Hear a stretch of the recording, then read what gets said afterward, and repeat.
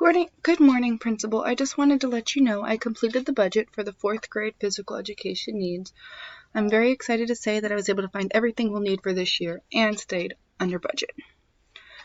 So the first item I chose was 12 baseballs. These are going to be used to cover 4th grade physical education standard 1.6, 1.7, 1.9, 113, 115, and 118.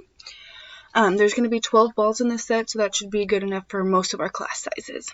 Next, I chose 12 volleyballs. Same thing, 12 should cover most of our classes, and they'll be used for standards 1.14 and 120.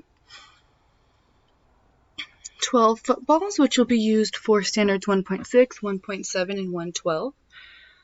12 basketballs that will be used to cover standard 117.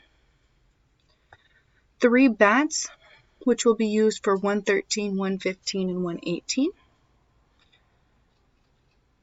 12 soccer balls for standards 110, 111, 112, 116, and 119.